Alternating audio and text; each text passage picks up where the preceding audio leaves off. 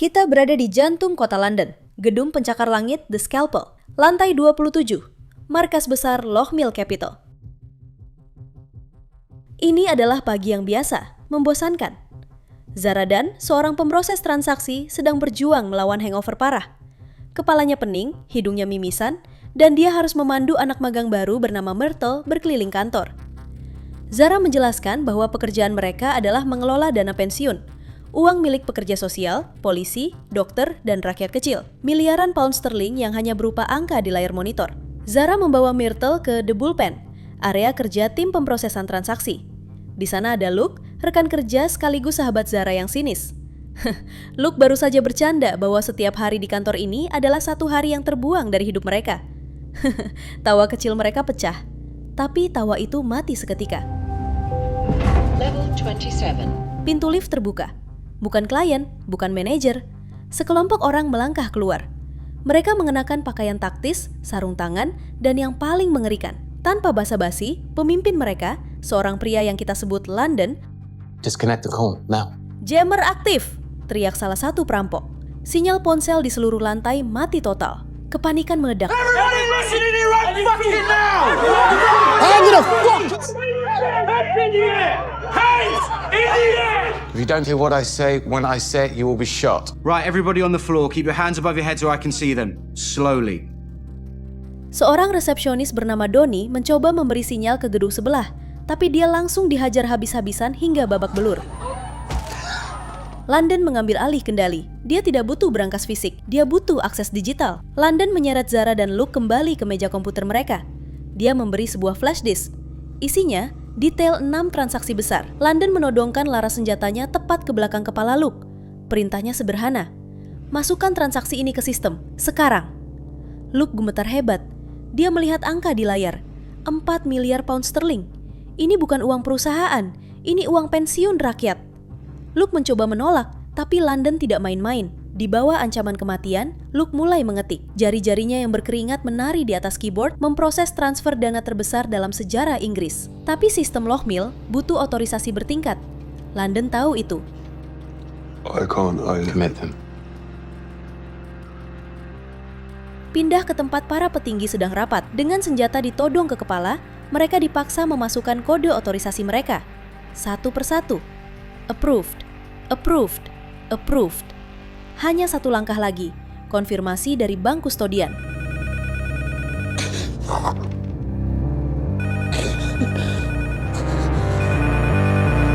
Itu pihak bank.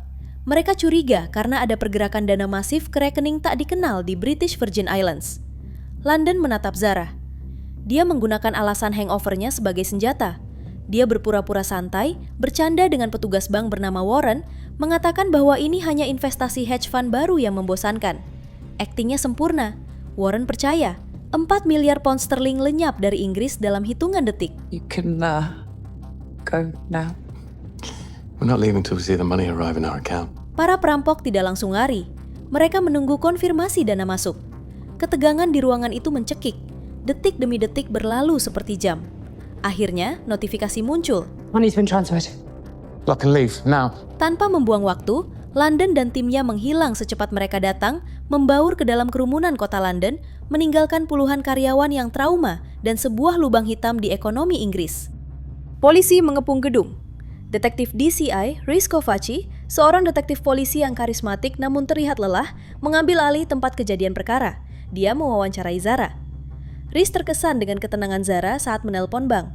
Dia menyebutnya pahlawan, tapi Zara hanya merasa mual.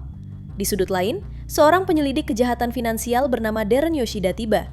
Dia terlihat kaku, tapi matanya tajam. Dia mulai mengendus ketidakberesan.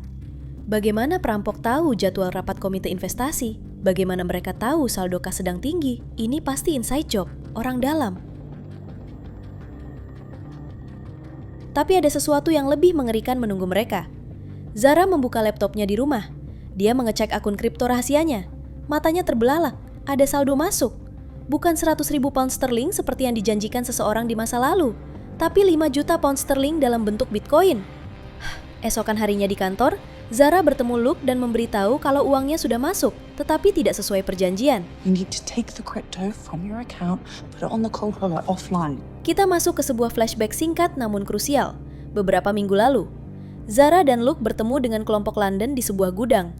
Mereka pikir ini hanya pekerjaan hacker biasa. Mereka dijanjikan bayaran 100.000 pound sterling hanya untuk memberikan login system. Mereka pikir dilakukan dengan hacker. Mereka tidak tahu akan ada senjata. Mereka tidak tahu akan ada perampokan bersenjata. Sekarang mereka bukan korban, mereka adalah komplotan. Dan uang 5 juta itu adalah tali gantungan mereka. Jika polisi menemukannya, mereka tamat. Zara bertindak cepat. Dia mentransfer Bitcoin itu ke sebuah cold wallet, dompet perangkat keras offline. Dia menyembunyikan alat kecil itu di tempat yang paling tidak mungkin dicurigai, di balik lantai kayu di rumah ibunya, Haley, seorang wanita tua yang manipulatif dan memiliki hubungan buruk dengan Zara. Luke akhirnya ngecek dompet kriptonya, dan benar uangnya sudah masuk. Luka panik telepon Zara. I have to call the police. No. Do not call the police. Di lain sisi, Luke yang merasa hancur, paranoid. Dia menelpon DCI Riscovaci, ingin mengaku, "Aku butuh bicara, datanglah ke apartemenku." Tapi karena Luke diawasi dan disadap oleh ketua perampok, akhir mereka ingin menculik Luke sebelum ketemu DCI Riscovaci. Riz, yang ternyata memiliki sisi gelap sebagai pecandu judi dengan utang menumpuk, memacu mobilnya ke tempat Luke. Tapi dia terlambat. Di apartemen Luke, para perampok mencari Luke yang paranoid. Namun Luke dan berhasil kabur, tapi perampok tetap mengejar Luke. Dan akhirnya Luke tertangkap. Zara datang lebih dulu, tapi yang dia temukan adalah mimpi buruk. Ketika Zara menunggu di depan lift, dan lift terbuka, ternyata terdapat darah. Akhirnya Zara panik, bersembunyi di balik dinding saat melihat sekelompok pria menyeret Luke keluar. Itu adalah tim London. Mereka menculik Luke karena Luke dianggap sebagai loose end. Perampok mencoba menculik Luke dengan membiusnya. Dalam kekacauan itu, Zara melihat sesuatu di lantai. Sebuah botol kecil bekas obat bius yang tertinggal. Dan di botol itu, ada sidik jari darah yang jelas. Sidik jari salah satu penculik. Zara menyambar botol itu dan kabur lewat jendela tepat saat mobil polisi Riz tiba di depan gedung. You gonna tell me how you're involved? I wasn't involved. Keesokan harinya, situasi semakin rumit. Kasus ini bukan lagi sekedar perampokan bank. MI5, Dinas Intelijen Inggris, turun tangan. DCI Kovacs. Sam Fitz. Seorang agen bernama Sam Fitch bergabung dengan tim Riz. Fitch terlihat santai, tapi tatapannya dingin. Dia mencurigai Zara. Look, maybe she's involved, but she's not the angle here. The angle's finding Luke. It's tracking the money. Riz berada dalam posisi sulit. Dia ditekan oleh atasannya, DSU Nichols, untuk tidak menggali terlalu dalam. Ada level lain dalam kasus ini, kata Nichols. Di sisi lain, Riz dikejar-kejar oleh penagih utang judi yang mengancam akan mematahkan kakinya jika dia tidak membayar 100.000 pound sterling dalam seminggu. Zara, yang kini sendirian dan ketakutan, melakukan sesuatu yang nekat. Dia menggunakan tutorial YouTube untuk mengambil sampel sidik jari dari botol obat bius itu. Dia tahu dia tidak bisa ke polisi karena dia terlibat. Dia harus menyelamatkan Luke sendiri. Darren Yoshida, si penyelidik finansial, menemukan jejak uang itu. 4 miliar pound sterling itu tidak hilang. Uang itu ditransfer ke rekening di British Virgin Islands yang terhubung dengan Gould Simmons, sebuah perusahaan kontraktor pertahanan raksasa, pedagang senjata. Kenapa perampok mentransfer uang curian ke rekening pedagang senjata? Ini tidak masuk akal. Yeah, right. So, why would they take money from a heist? Using the money to buy arms. Berita bocor ke media. The Times merilis artikel bahwa uang pensiun rakyat ada di rekening Sir Toby Gould, miliarder pemilik perusahaan senjata itu. Skandal nasional meledak, publik marah. Di tengah kekacauan ini, Zara mencoba bernegosiasi dengan penculik. Dia kembali ke gudang tempat dia pertama kali bertemu geng London. Dia meninggalkan pesan, "Aku punya sidik jari kalian, lepaskan Luke atau aku serahkan ke polisi." Tapi langkah ini menjadi bumerang. Geng London yang diterdapat seorang psikopat, paranoid bernama Sniper, nama aslinya Morgan, malah semakin agresif. Mereka tahu Zara berbahaya. Fuck off. I had to And reload. you left a vial there with your fingerprint. Saat Zara pulang ke rumah ibunya Haley yang sudah menemukan cold wallet itu, Haley tahu itu berisi uang. "Kau mencuri pensiun ibumu sendiri," teriak Haley. Dia memeras Zara. Please, I need the cold wallet so Love, I give you that cold wallet. You're off to Brazil and I never see you again. Come on, how much? 5 million. 5. Wow. Perdebatan ibu dan anak itu terhenti. Ketika dicek, uang saldo ya kosong. Ternyata Zara ini pinter. Ketika menjatuhkan cold walletnya itu, sengaja menukarnya dengan yang kosong karena kira bisa lihat dari pola sandi yang berbeda. Well, then why is it saying it's corrupted? Why is it saying the balance is zero? Did you try to hack into it? No. Setelah membohongi ibunya, Zara keluar dengan marah lalu mengecek wallet yang aslinya lalu tersenyum. Keesokannya, ketika Zara mau pulang ke rumahnya, tiba-tiba rumahnya sedang digeledah. Zara pikir itu geng London, melompat ke mobil Rhys yang kebetulan sedang mengawasinya. "Masuk, cepat!" teriak Rhys. Rhys memacu mobilnya. Zara bertanya, "Siapa mereka?" "MI5, jawab Rhys. Zara gemetar. "Mereka mencoba menculikku." Zara dan Rhys akhirnya membuka kartu. Zara mengaku, "Aku terlibat. Tapi aku ditipu. Aku pikir itu hanya peretasan." Rhys juga mengaku, "Investigasiku disabotase dari atas. Dan aku punya utang judi yang bisa membunuhku." Mereka membuat kesepakatan. Zara akan membantu Rhys menangkap perampok untuk menyelamatkan karirnya dan nyawanya. Dan Rhys akan melindungi Zara dari MI5 dan penjara. You are just as bad as the others. You need to find some armed robbers before they kill you. Mereka mulai bekerja sama. Zara menggunakan aksesnya di kantor Lochmill untuk mencari data internal. Dia menemukan bahwa keputusan untuk memindahkan semua dana ke posisi tunai yang memudahkan perampokan didasarkan pada laporan risiko yang dimanipulasi. Pelakunya, Milo Carter Walsh, seorang analis risiko yang terlihat bodoh dan tidak berbahaya. Milo adalah orang dalam yang sebenarnya. Sementara itu, skandal uang curian semakin meluas. Bukan hanya Sir Toby Gold, bocoran baru muncul di media. Uang itu juga mengalir ke rekening pribadi Kanselir Menteri Keuangan Inggris.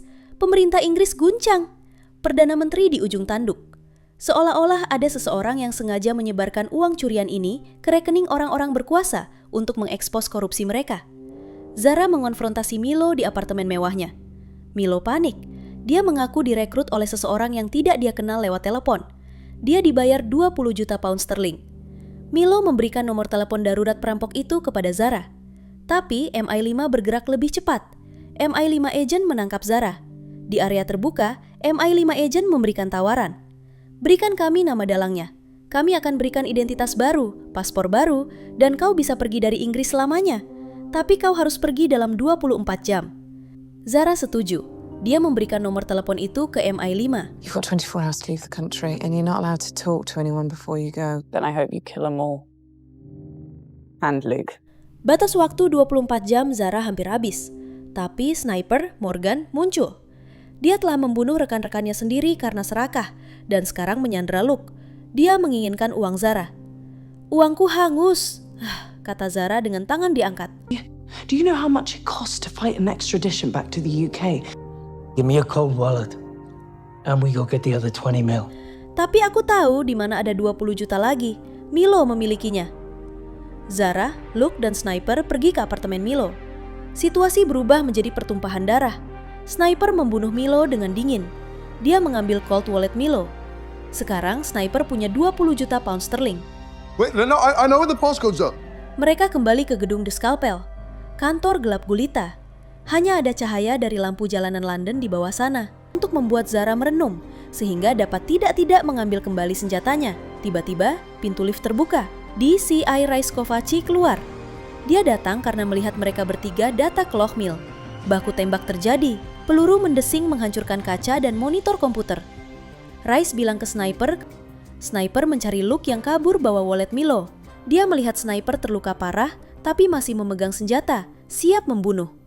Zara melihat taser ala kejut listrik milik Rice di saku celana. Dia mengambilnya. Napasnya memburu. Dia merangkak mendekati Sniper dari belakang. 2 minggu kemudian, dunia telah berubah. Skandal Lochmill memicu revolusi. Pemerintah Inggris dipaksa meluncurkan dia hancur, tapi dia bebas. Rhys membawa Zara ke kantor Lochmill. Di sana, mereka menemukan Darren Yoshida. Ya, Darren, si penyelidik finansial yang kaku. Rhys yang emosi bertanya, "Kau yang melakukannya, Darren?" Darren tersenyum. Dia tidak menyangkal. Dia mengaku bahwa dia adalah pemilik bank di British Virgin Islands itu. Dia merancang perampokan ini bukan untuk mencuri uang, tapi untuk mengekspos sistem.